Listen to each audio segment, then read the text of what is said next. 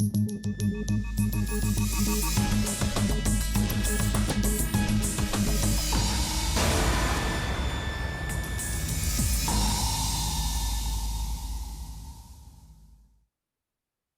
타가로허기란 말이 생기게 된 원인은 처음에 이 죽음의 원인이 질식사가 아니고 쇼크 심장 마비 우리가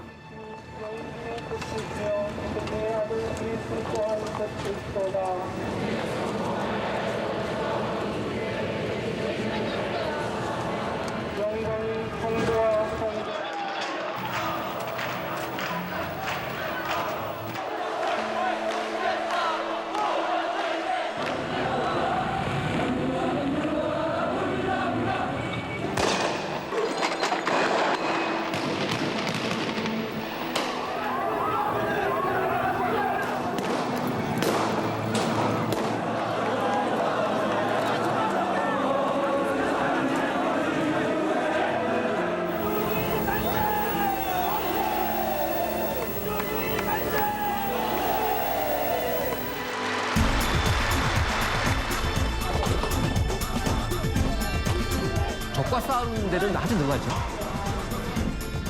공감 능력이 약하고 대화에 약해요.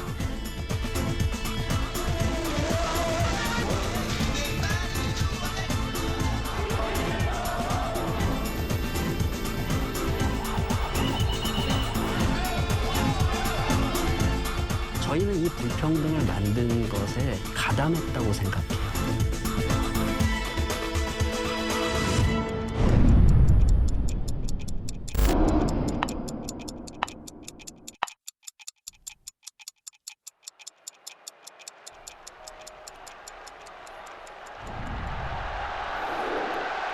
(1960년대에) 태어나 80년대에 대학을 다니고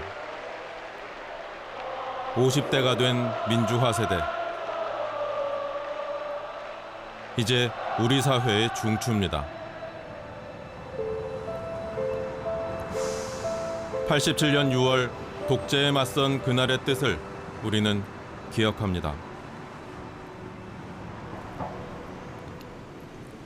하지만 그날 이후를 냉정히 평가한 기억은 많지 않습니다.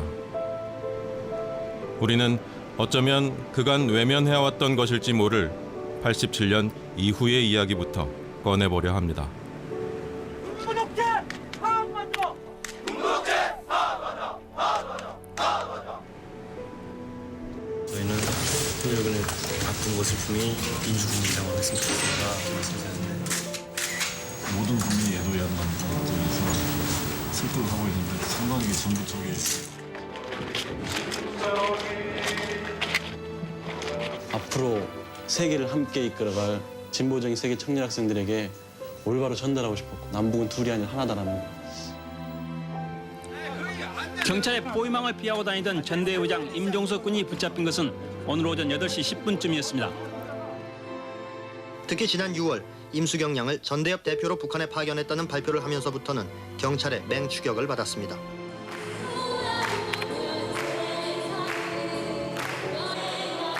우리와 함께했던 그 수배된 동지들 그리고 구속돼 있는 동지들이 석방되고 수배 해제가 될 수 있도록 최선의 노력을 기울이겠습니다.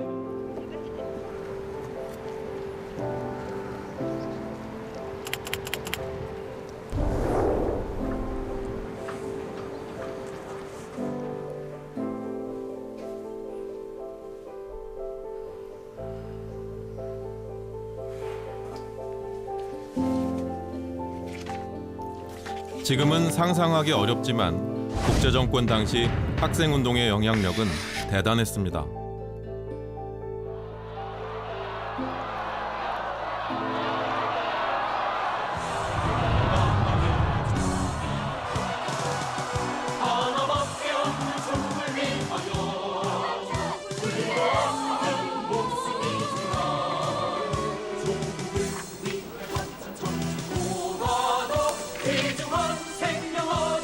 김기현 씨는 80년대 학생운동의 마지막 세대입니다. 제가 상계동 주변에 살았는데 무자비한 철거들이 있었어요. 제 마음속에 그냥 그 당시의 정권은 악마였고 이 악마의 지배를 거부해야 한다라는 그냥 당연한 생각들이 들었었던 것 같고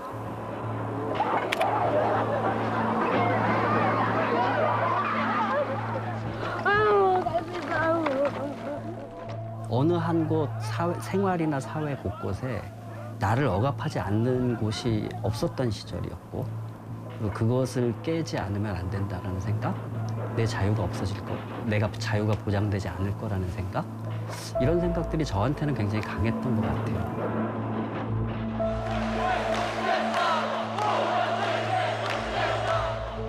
(87년의) 경험이라는 것은 독재한 거에서 승리했던 경험이라는 거죠. 그러니까 학생운동이 학생들의 문화적인, 사회적인, 학문적인, 생활적인 자기 운동의 정체성을 찾아가는 과정이 아니라 학생운동의 사명은 독재에 항거하는 것이다라는 다소는 편중된 사명감을 갖게 된 계기로 작용한 측면도 저는 분명히 있다고 생각해요.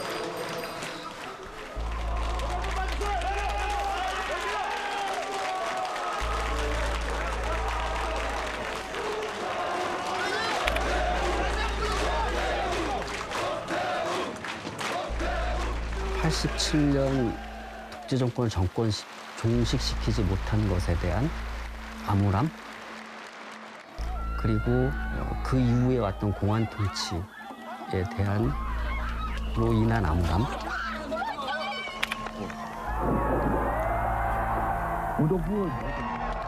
그리고 막연하게나마 새로운 사회로 우리가 연구해 보려고 했던 동구권의 몰락, на посту президента СССР. 이 모든 것들이 암울함으로 있었고 거기에서 많은 사람들이 무기력을 느꼈을 것으로 저는 생각을 했어요. 그 이후에 새로운 어떤 사회를 건설하자라는 것에 대한 논의는 그렇게 광범위하게 있었던 것 같지는 않아요. 그것이 그냥 민주주의를 쟁취하자라는 다소는 추상적인 말로 존재했었고 노태우 대통령이 당선되고 그때 정권이 바뀌면서 개혁 작업이 이루어졌으면은 자 이제 우리 이제 돌은 놓고 집에 가자 이랬을 텐데 선거는 지니까 그때 만들어진 많은 조직들이 계속 유지가 됐고 형식적인 민주주의는 됐는데 다음 단계 민주주의는 뭐냐. 근데 그 사실 질문만 있었지 그때도 답을 못한 것 같아요.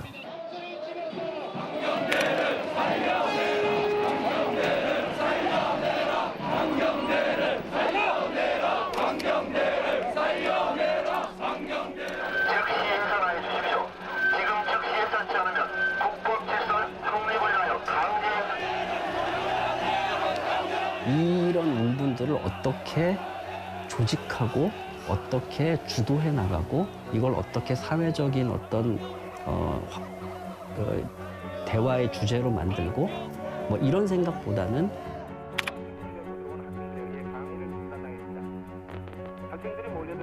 그냥 밀어붙이고 가서 싸우고 뭐 이렇게 끌고 왔던 것 같아요.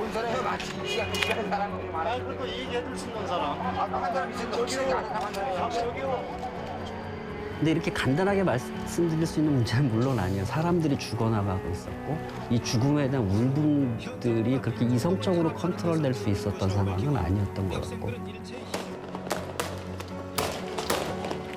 사람은 기억이 지배하는 것 같아요. 그 울분을 계속 간직하고 있는 사람들은 당연히 그 울분의 맥락에서 이 사회를 바라보고 행동할 거라고 생각을 하고요. 그 울분만을 가지고 현재 어떤 사회 지도적인 위치에 있는 사람이 있다라고 한다면 굉장히 해악이 되겠죠. 그 사람은 우리 사회를 리딩할 수 있는 그런 조건에 있지는 않다고 생각해요. 여전히 악을 청산해야 한다. 악을 청산하지 않고선 우리는 한 발도 나갈 수 없다라는 인식들이 여전히 존재하고 있다라는 거예요. 그런 사람들이 수가 많지는 않을지라도 굉장히 큰 목소리를 가지고 있다면 그것은 우리가 좀 한번 성찰해봐야 되는 문제가 아닌가라는 생각이 듭니다. 태조 오빠가요 나오잖아요. 그러면요 진짜 숨을 못 쉴 정도로요. 숨을 쉬고 싶은데 입은 있는데 다 몰리는데요. 공기가 입으로 안 들어가지고요. 오빠가 열심히 하니까 나도 열심히 해야 된다. 그래서 시험 기간에도 이렇게 오빠.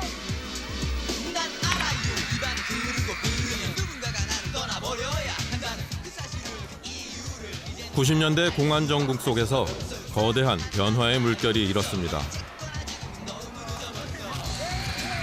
학생운동은 표류하기 시작합니다.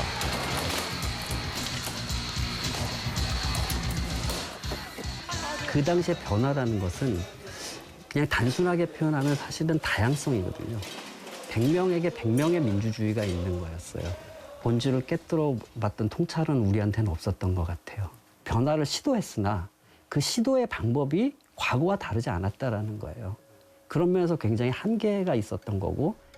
고학력자의 높은 실업률에도 아랑곳 없이 대기업 간부들이 대졸자를 모시기 위해 전략회의를 하던 시절이 있었습니다. 260명을 채용한다는 계획입니다. 새로운 어떤 아이디어나 새로운 어떤 방법 이런 걸 회사 소개하다가 중간에 또 뭐 교수나 이런 사람들 나와서 그런 주제로 좀 강연하고 86세대가 사회에 진출하던 시기였습니다. 대졸 신입 사원의 규모가 3만 명을 넘어서면서 사상 최대를 기록했습니다. 물론 장사가 잘 됐기 때문입니다. 지금 생각하면 불가능한 일인데 학과 사무실에 여기는 삼성 거, 여기는 뭐 현대 거, 여기는 뭐 이렇게 해서 막 쌓여 있어요. 그러면 그걸 들고 그 원서로 내면은 그거는 붙는 거예요. 그때는 다 평생 직장 개념이었고 그 상태에서 계속 가니까 이제 인생이 보이고 집값이 그때는 그렇게까지 비싸지 않았어요. 그러니까 한 2, 3년 월급을 모으면은 거기에 이제 대출을 껴서 이렇게 하면은 작은 아파트를 구하는 게 뭐 너무 특별한 사람의 일은 아닌. 뭐 저만 해도 뭐 학생운동을 굉장히 오랫동안 했고 뭐 당연히 학과 공부를 많이 하지 않았을 거고 뭐 그래도 바로 취업을 했으니까요. 제가 선택해서 이직을 할 수 있는 뭐 이런 조건들도 많이 생겼고요. 같은 경험을 했던 사람들이 다수 진출해 있었고 그런 사람들이 얼굴을 알지 못하는 사람이지만 정서적으로 밀어주고 땡겨주고 공감대를 형성해주고 하면서 그때 당시에 학생운동을 했었던 사람들이 가져갔던 하나의 혜택이었다고 생각합니다.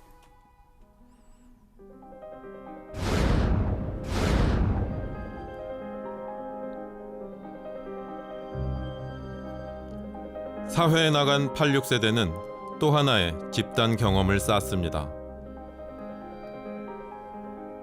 남아에 계시는 여러분들 진짜 제일은행 진짜 똘똘 뭉쳐가지고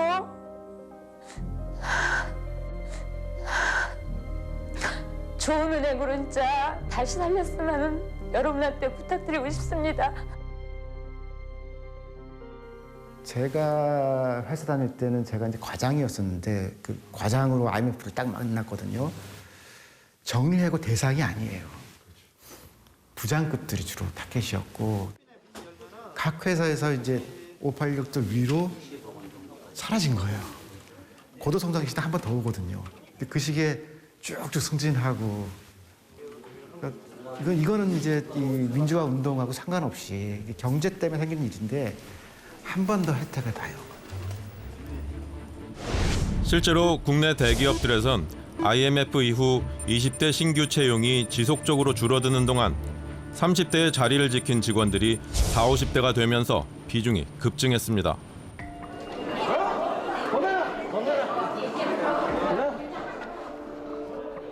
저도 회사 1년 차에 IMF가 왔으니까요. 그런데 우리는 저를 포함해서 많은 사람들은 그냥 적응했고 살아남으려고 노력했고 그리고 성공했죠. 그리고 지금 이 사회를 자이던 타이던 간에 이 사회를 구성하는 굉장히 중요한 포지션에 와 있는 거죠. 저희는 신자유주의에 굉장히 적응되어 있는 세대예요. 자기 걸 버릴 준비가 별로 안 되어 있는 세대이고요. 지금의 구조를 바꾸려는 것보단 지금의 구조가 유지되기를 어쩌면 마음속 깊은 곳에서 바라고 있을 수도 있어요, 저희.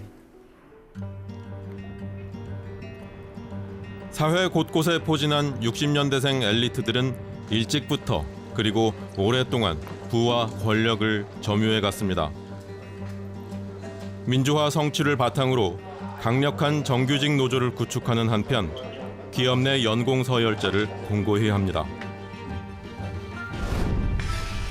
국내 100대 기업의 이사진 비율을 보면 60년대생들은 30대 나이부터 활발하게 임원 자리에 오르기 시작해 50대가 시작된 2010년 이후 다른 연령대와 비교하기 힘든 비중을 점유해 나갑니다.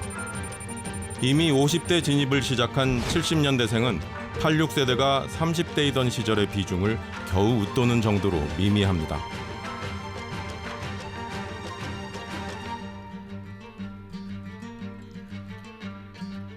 (386) 세대라는 말이 만들어진 건 정치권에서부터였습니다.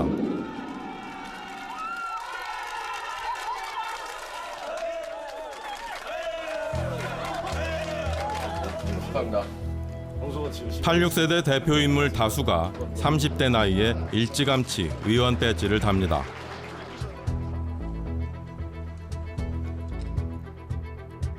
(40대에) 접어들기 시작한 17대 국회부터 86세대는 본격적으로 의석을 차지해 나갑니다. 386이 486이 된 18대 국회, 현재의 3, 40대 의원들을 합친 수보다 많은 68명이 당선됐습니다.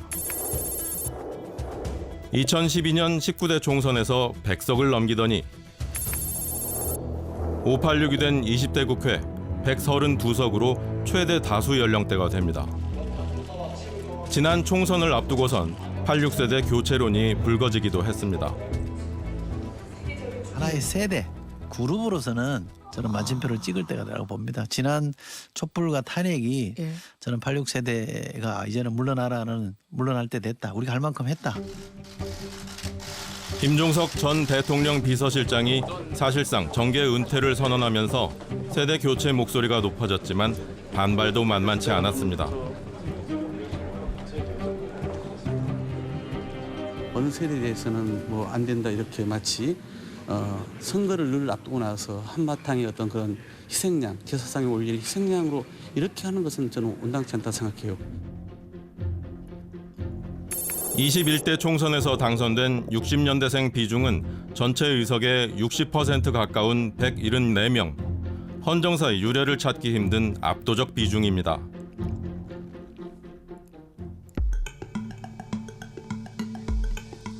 권력의 핵심 청와대. 대통령 비서실 실장과 각 수석 총 10명 중 8명이 60년대생입니다.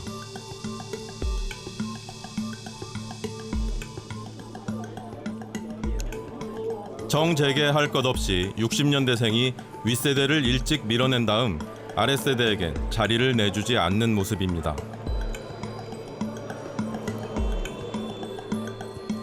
주요 공공기관이나 권력기관들도 비슷한 상황임을 감안하면 현재 한국 사회를 움직이는 주요 결정권이 50대에 집중돼 있음을 알 수 있습니다. 부두를 떠날 때 부두엔 아직도 피난민이 구름대같이 있었다. 서로 쳐다보고 중요한 점은 특정 세대에겐 특정한 집단 기억이 있고 이것이 의사결정에 영향을 미친다는 겁니다. 청년 시기에 무엇을 경험했느냐가 그 사람들이 일생에 걸쳐서 가지게 되는 어떤 시각이라든가 감수성, 정치적 태도 이것을 상당 부분 많이 규정을 합니다. 전쟁을 경험한 세대는 안보와 관련된 의식이라든지 다른 국가에 대한 그 인식, 이데올로기적인 태도에 있어서 생애 전반에 걸쳐서 장기적인 효과를 낳고요. 민주화 운동 같은 경우에는 그것이 일종의 상당히 그 파워풀한 절대적 경험의 성격을 가지고 있기 때문에 그 효과 혹은 임팩트라고 하는 것은 다른 대부분의 세대 체험과는 비교할 수 없을 만큼 강력한 것이라고 할 수가 있을 것 같습니다. 86세대가 최선을 다해 IMF 체제에 적응해온 과정은 한국 사회의 불평등이 확대되어 온 과정이기도 했습니다. 특히 우리나라는 중산층 붕괴에 따른 소득 양극화 수준이 OECD 회원국 가운데 최고 수준입니다.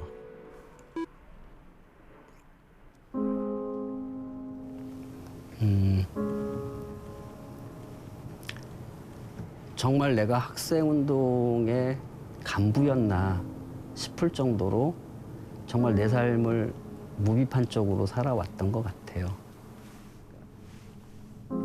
그리고 어느 날 내가 처해 있는 주변을 딱 돌아보니까 세상은 내가 생각했던 것보다 훨씬 더 불평등해져 있고, 그리고 미래는 굉장히 암울해져 있고, 그런 면에서 좀 심하게 말하면 저희는 이 불평등을 만든 것에 가담했다고 생각해요.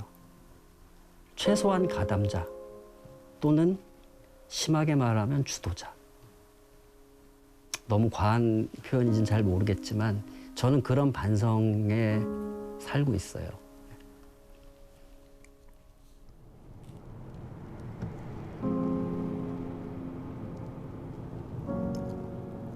김기현 대표는 뜻을 함께하는 동료들과 함께 청년들의 경제 기본권을 위한 정책 연구단체를 모색하고 있습니다.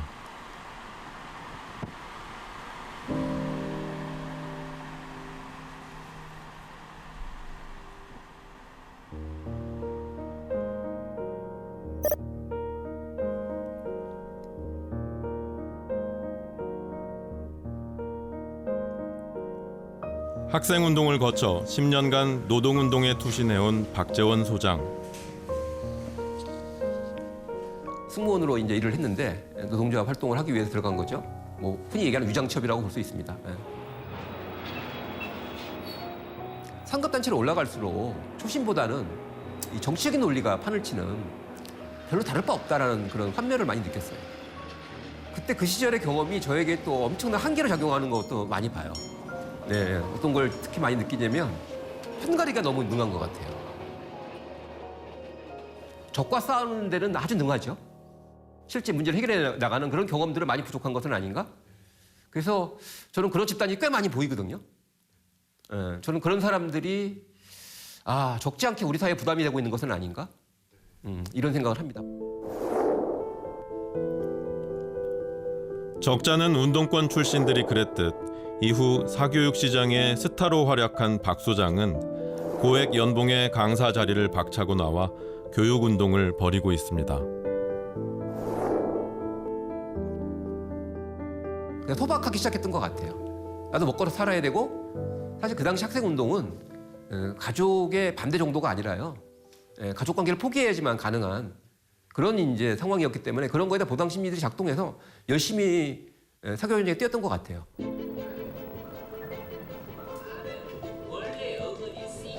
그런데 86세대가 학부모가 되면서 한국 사교육 시장의 경쟁은 이전과는 다른 차원으로 전개됩니다.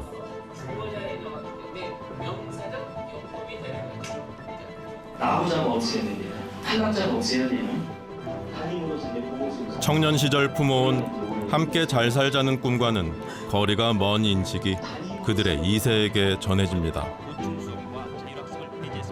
학원 안 다니면 애들한테 많이 뒤처지고요. 그리고 다들 다니니까 다니는 건데요. 대치동의 실상을 보게 된 거죠.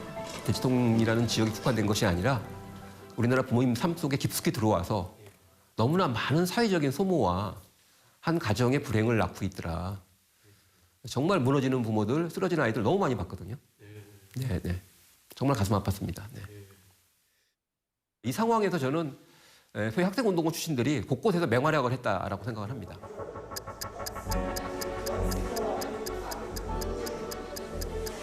IMF 이후의 엘리트층은 자신의 지위를 대물림하기를 원했습니다. 자녀들이 삐끗하면 불평등 세상에 낭떠러지로 떨어질 수 있다는 걸 누구보다 잘 알고 있던 이들. 자녀 교육에서 이른바 내로남불 행태를 보인 이들이 적지 않았습니다. 그들은 공교육이 잘하길 바라지 않습니다. 내 아이만 뭔가 특혜를 받아야 되거든요. 학부로서의 행태를 보면 저는 뭐랄까요, 이 부동산 자녀 교육 문제에 있어서 저도 같은 세대지만 무슨 생각이 드냐면 이율 배반도 너무 심하지 않나? 이런 생각이 들 때가 있습니다. 학생운동 시절에 외쳤던 정의라든지 이런 가치보다는 그런 성공 경험을 그대로 뭘까요? 자녀들에게 투사하면서 결국 사교육의 강력한 소비자 집단으로 기능했다고 저는 봅니다.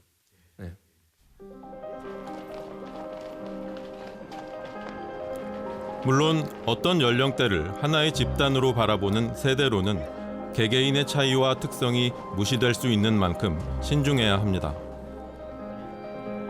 80년대에 대학을 다녔다는 의미의 86세대. 당시 대학 진학률이 30%대였는데 이 중 학생운동에 참여하고 현재 사회 주류 세력으로 자리 잡은 경우까지를 한정하면 전체 50대 인구 중 586의 비중은 크지 않습니다. 제 주변에 이제 시민단체 활동을 계속한 사람들의 상당수는 지금도 도시빈민으로 살아요.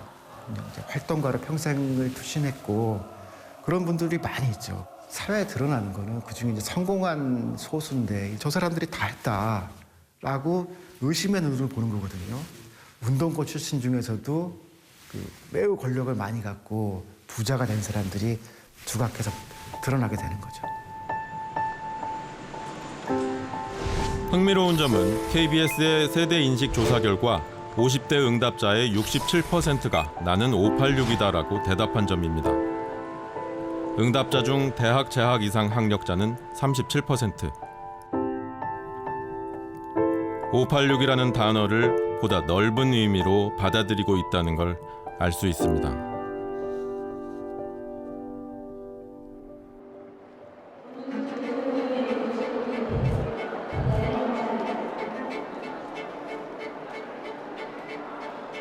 안녕하세요. 저 KBS에서 나왔는데요. 우리는 시민들의 속마음을 좀 더 깊이 들여다보기로 했습니다. 안녕하세요. 저 KBS에서 나왔는데요. 간단하게 설명 좀 해주시고. 예. 서울역 얼마나 되셨나요? 네, 지금 여기 서울역 12명 정도 응답받았습니다. 예, 그럼 저희 신촌으로 이동하겠습니다. KBS에서 나왔는데요. KBS에서 나왔는데요. 내가 듣는 거구나.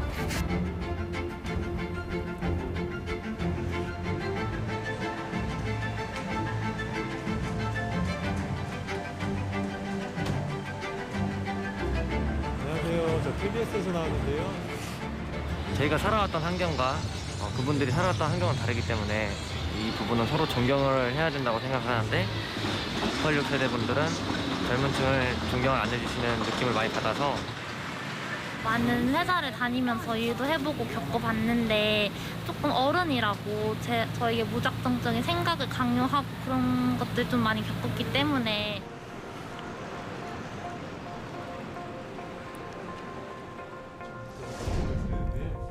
이와 함께 국내 사회조사 권위자들이 머리를 맞댔습니다.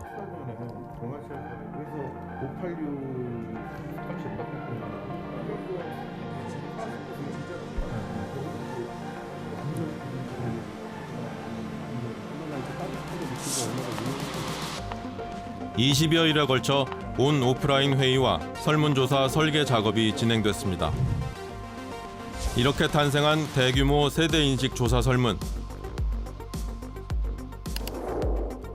80년대의 청년인 50대와 2021년 현재의 청년 두 세대에만 집중해 물었습니다. 1인당 총 210문항의 초대형 프로젝트입니다. 정치와 국가관, 경제와 복지, 환경, 세대론 등 광범위한 주제가 망라됐습니다.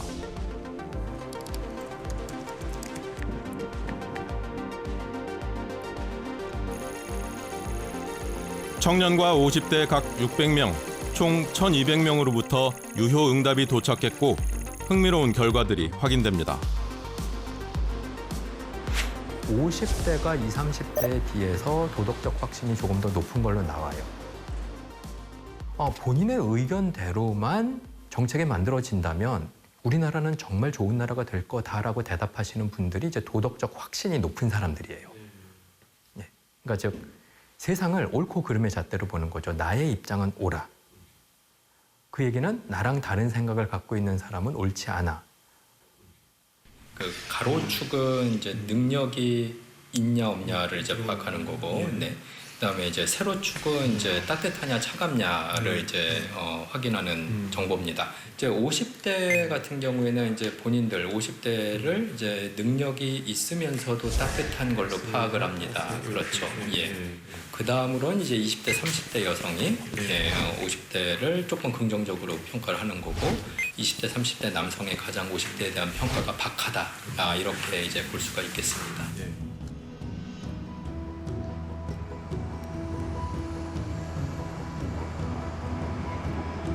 스스로를 따뜻한 데다가 능력도 있다고 생각하는 50대. 다수가 사회 각계에서 주도권을 쥐고 의사소통은 원활히 하고 있을까?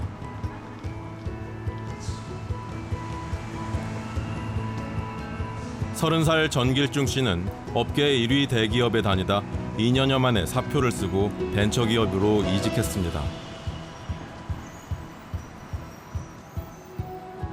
일을 하는 게 너무 재미가 없는 거예요. 그래서 이제 팀장님한테 면담을 신청을 했어요. 돌아온 답변이 원래 일을 하는 건 재미가 없는 거야. 원래 남의 돈 받고 회사에서 일을 하는 게 재미가 없는 거지, 이렇게 얘기를 하시는 거예요. 그래서 그 말을 듣고 더 할 얘기가 없었던 거죠. 50대의 기존의 그런 그 어른들은 원래 일은 돈 받고 하는 거 힘든 거고 남이 시키는 거 잘 하면 되는 거고, 이렇게 사고해왔던 게 계속 돼왔던 거죠, 어떻게 보면. 이제 모든 의사결정권이 이제 팀장이나 조직장한테 있는 거죠. 근데 과연 일을 하는 과정에서 조직장이 과연 모든 문제에 대해서 전문가고 가장 많이 고민을 한 사람인가? 라고 따지고 보면 그렇지 않은 경우가 많았어요. 조직원을 신뢰하지 못한다는 느낌 받을 때가 많죠. 지금은 그냥 뭐 대표님한테 얘기하고 싶은 게 있는데요. 뭐 이런 거 얘기 좀 해보면 좋을 것 같아요. 이런 식으로 얘기를 할 수 있고, 그래서 아마 지금 일하는 게 좀 재밌지 않나? 이런 생각이 좀 들어요.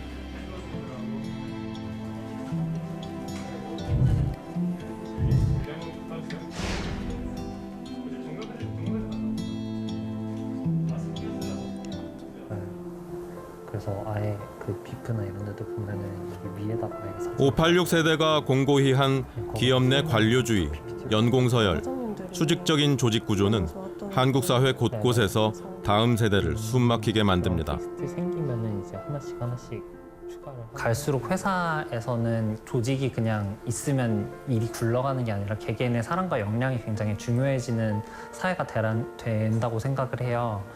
나는 그냥 위에서 의사결정한 거를 잘 수행하면 되는 조직이다. 그런 수직적인 조직 문화라고 하면 일을 하는데 동기부여도 잘 되지 않기도 하고, 새로운 생각이 나올 수 없는 것 같아요. 왜냐하면 새로운 생각을 하더라도 결국에 의사결정은 위에서 할 테니까 그런 걸 많이 경험을 하기도 했고요. 좀 슬픈 점은 그 시절에 이제 군인들하고 싸웠던 거거든요. 진을 짰어요. 그렇게 해서 이제 앞에서는 이제 돌 던지면서 거리를 확보하고 본대를 사수한다. 그러다 보니까 이제 상명하복이라는 군대 특징이 이 586들한테 굉장히 익숙하게 남은 거거든요. 주로 이제 남성 엘리트 성공한 사람들이 약점이 대화에 약해요. 공감 능력이 약하고. 어느 곳보다 활발하게 의사소통해야 할 국회는 어떨까?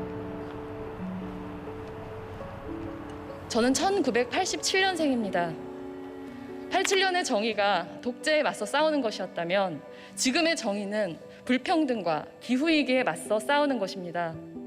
그러나 지금 우리가 마주하고 있는 것은 한때는 변화의 가장 큰 동력이었던 사람들이 어느새 시대의 도전자가 아닌 기득권자로 변해 말로만 변화를 얘기할 뿐 사실은 변화를 가로막는 존재가 되어버린 안타까운 현실입니다. 여러분께서 독재와 싸우셨던 이유가 무엇입니까? 인간답게 살고 싶어서가 아닙니까? 우리가 불평등에 저항하는 이유가 무엇입니까? 인간답게 살고 싶어서입니다. 대정부 질문의 앞에 며칠이 계속 정말로 지난하게 오직 그 문제를 위해서 정말 더불어민주당과 국민의힘이 너무나 많은 시간을 허비했거든요. 대한민국 사회가 마주한 과제를 풀기보다는 어떤 자신의 이익 내지는 자신이 속한 정당의 이익, 파벌의 이익 이런 걸 위해서 공적인 자원을 이렇게 낭비한다는 사실에 대한 어떤 분노 같은 것도 있었죠.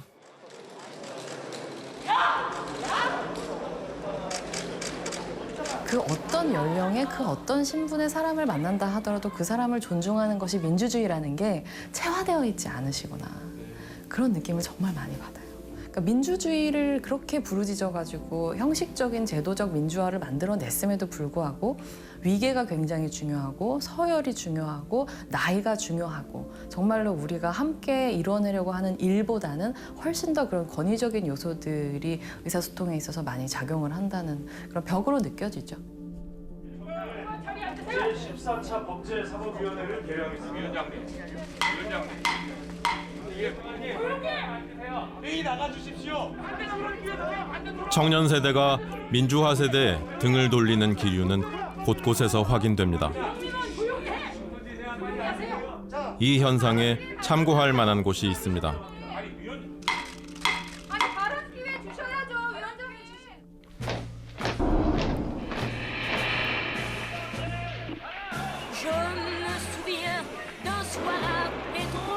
한국에 87년 6월이 있다면 프랑스에는 68년 5월이 있습니다. 베트남전 반대에서 시작해 사회 전반에 걸친 변혁운동으로 번졌고 70년대 전 세계 사회문화 변동에 폭넓게 영향을 미쳤습니다.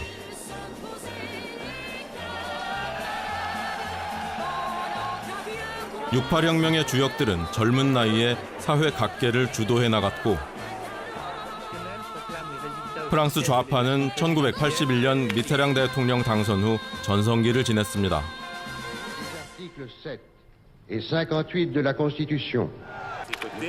하지만 14년간의 집권 이후 쇠락의 길에 접어드는 데는 오랜 시간이 걸리지 않았습니다. 68 세대들이 장관도 하고 많이 있었는데 이 사람들이 이제 소소한 부패와 뭐 그런 것들이 있는 거예요. 뭐 집을 빌리는데 친구한테 뭐 이렇게 이자 안 받고 빌렸다거나 무슨 뭐 뇌물급도 아닌데도 사람들 충격을 받은 거예요. 저 사람은 정말 가난한 노동자의 노조 지도부였는데 그러면서 그때 청년들이 68세대 등을 돌려요. 99 청년들도 등장해요. 꼭 뭐 프랑스만 그런 게 아니라 유럽 전역에서 한 10에서 15% 정도가 이제 99 정당이 되고 오랫동안 집권당이었던 사회당이 결선 투표에도 못 나오는 거예요. 68을 주도했던 정당들은 집권 가능성이 지금 없는 상태가 좀 꽤 되거든요. 변혁을 외쳐온 세력에 대중이 실망한 이후 청년들을 중심으로 나타난 우경화 현상.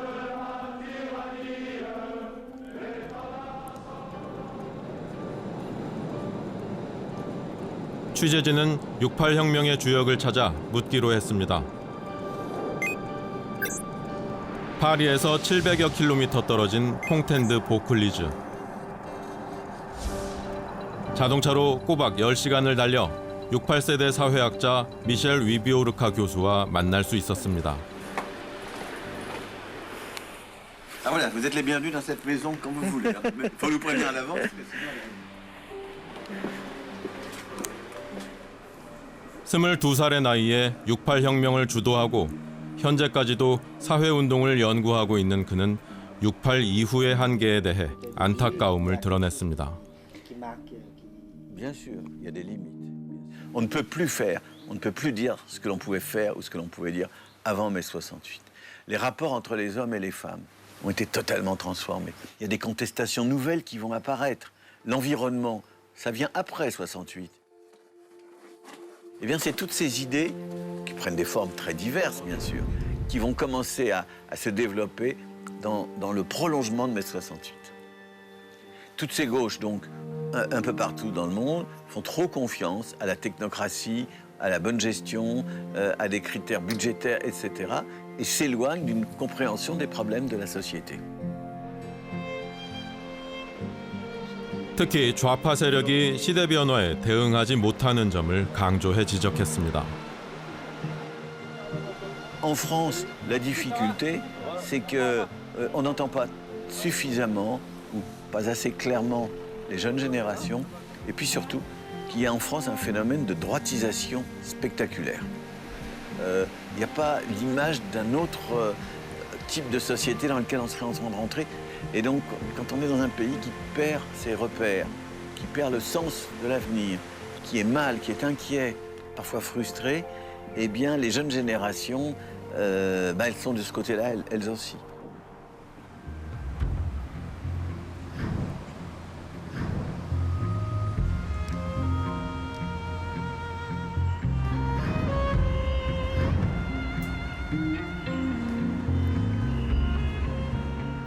극우 정당이 없는 것이 이제 유럽과는 차이점인데 그 세력들이 나오면은 안정적으로 15% 정도 득표할 수 있다라고 하면은 그런 정당 나오죠. 그래서 그 분기점에 있다는 생각이 좀 들었어요.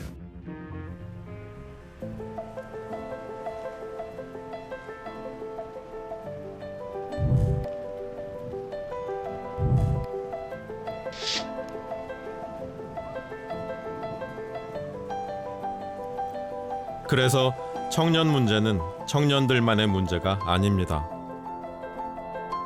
우리 사회의 아픈 곳이 약한 지점에서 드러나는 겁니다.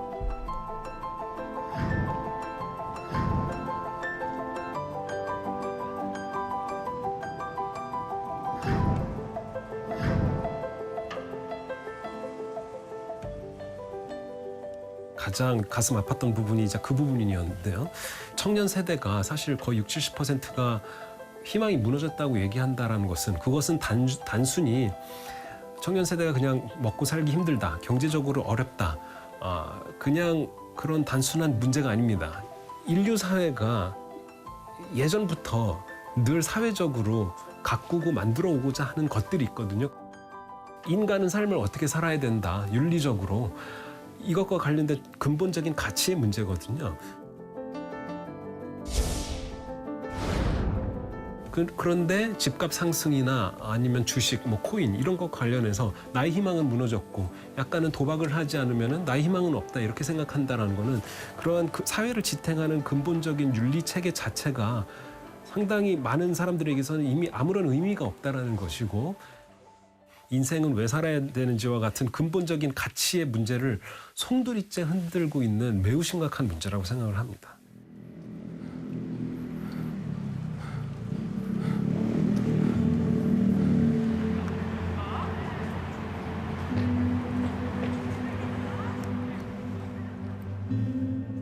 저는 22살 취업준비생입니다. 방송에 얼굴이 안 나왔으면 좋겠습니다. 취업이나 그런 거 혹시라도 영향이 있을까 봐. 해외여행을 다니며 무역 관련 직종의 꿈을 키워왔지만 졸업을 앞두고 생각을 고쳐먹을 수밖에 없었습니다.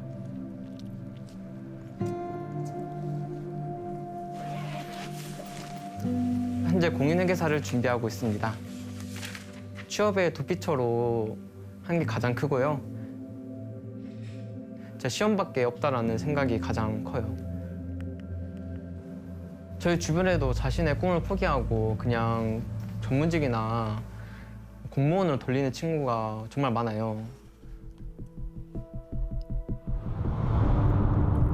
각자의 다양성을 뒤로 하고 모두가 비슷비슷한 것에 도전하니 경쟁은 치열해질 수밖에 없습니다. 경쟁을 통과한 소수와 그렇지 못한 다수의 격차는 그래서 더 벌어집니다. 모두가 최선을 다하지만 우리 사회의 소중한 자산들은 잃어버리게 됩니다. 저희는 정말 20대들은 정말 방법이 없는 거죠. 정말 내 인생 앞길은 정말 한 치 앞도 모르는데 저 주변에도 어딜 가나 비트코인이나 주식 이야기를 가장 많이 하는 것 같아요.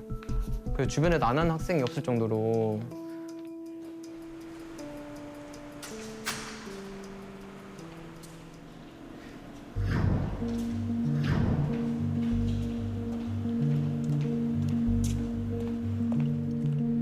이런 이들에게 일부 윗세대 인사들의 특권은 절망이 되어 돌아왔습니다.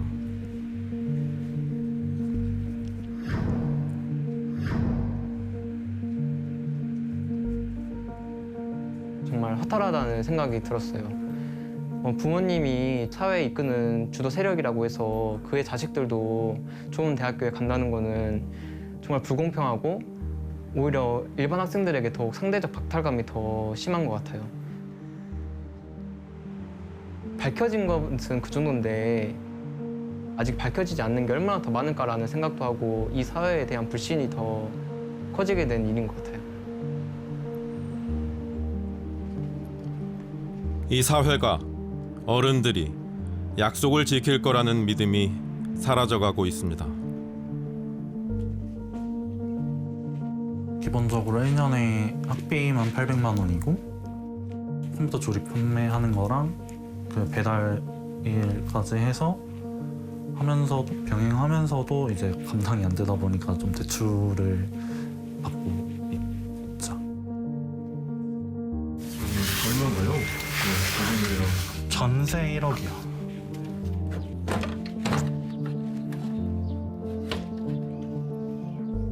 저기서 이렇게 오면은 우리 집에 누군가 침입할 수 있겠다라는 게 보이니까 여기 창문이 옛날 거네요. 네, 이게 제대로 잠기지도 않고 아니 잠금 장치도 제대로 없고 여기 보시면 배수로 연결되고 이게 따로 안 막혀 있다 보니까 냄새가 되게 심하게 올라와요. 그 환풍기가 있어야 정상인데. 네. 이게 90년에 옛날에 지은 집이다 보니까 환풍기 자체가 아예 없어요. 부모가 부자인 친구들과의 차이를 더욱 절감하는 건 돈보다 시간입니다.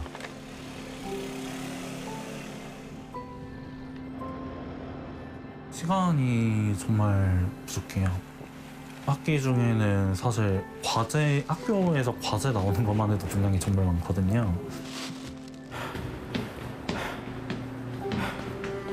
여기 알바까지 병행하고 하려면 사실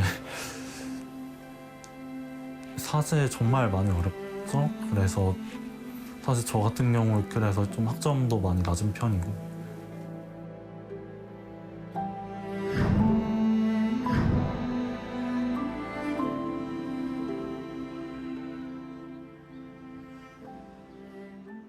정부와 정치권에서 근본적으로 생각을 잘못하고 있다고 생각해요.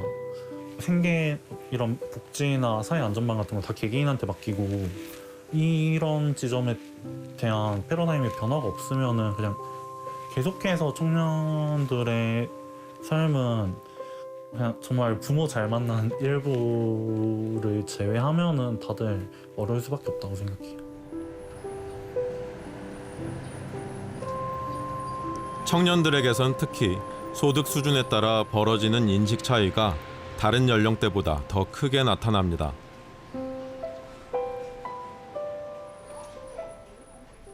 중년층 같은 경우는 큰 차이가 없습니다. 그 한국 사회가 같이 잘 살려면 큰 정부가 필요하고 정부의 역할이 굉장히 중요하다라고 생각을 하는 거예요. 예.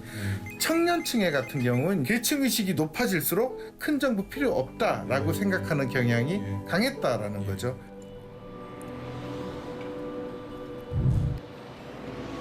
청년들이 공정성에 집착한다는 통념이 있지만 보수가 낮아져도 공정한 결정을 따르겠다는 응답은 50대보다 적었습니다. 청년층의 경제적 불안이 드러나는 대목입니다. 일부 정치인들처럼 이기고 지는 일에만 관심이 있다면 서로 간의 차이만 강조해도 될는지 모릅니다.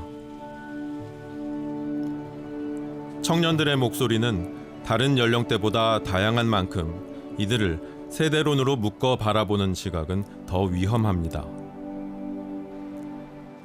그 원인을 생각했을 때는 여전히 우리 사회에 있는 어떤 일자리 문제, 계층 간의 불평등 문제, 어떤 기회의 불평등 문제, 결과의 불평등 문제, 여러 가지 어떤 그 사회 구조적인 불평등 문제를 다루지 않고 그냥 청년층 내에서의 갈등만 집중을 한다면 이거는 하나의 현상으로 드러난 거죠. 이거를 앞으로 나아가려면 어떤 보편적 권리 이루에 집중을 하는 게 맞는 것 같아요. 청년들을 하나의 집단으로 그냥 어떤 그 아픈 집단, 좀 취약한 집단, 그 다음에 불안정하고 마음 아픈 집단 이렇게 생각을 해서 기성세대가 양보해야 되고 이러면 이거는 구조적인 문제가 무엇인지를 보는데 오히려 좀 걸림돌이 되지 않는가 하는 생각이 들어요.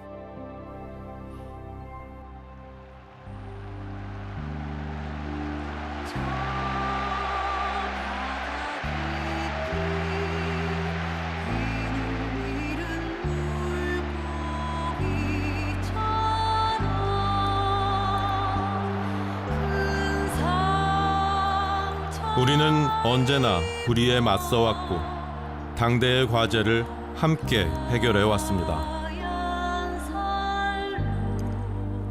586 세대의 출생 시기가 그들이 잘해서 얻은 것이 아니듯 지금의 불평등도 청년들이 잘못해서 겪는 일은 아닐 것입니다.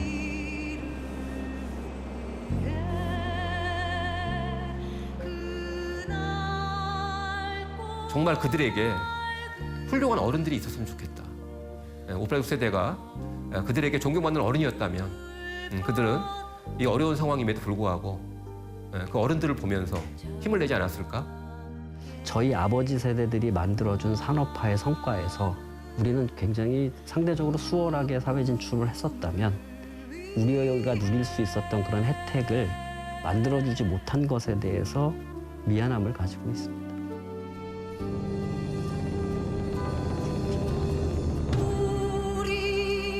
2021년의 청년들이 1987년의 청년들에게 절박한 심정으로 묻고 있습니다.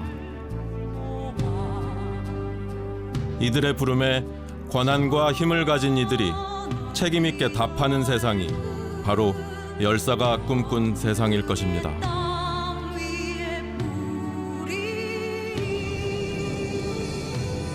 저희가 딱 태어났을 때가 IMF 때예요.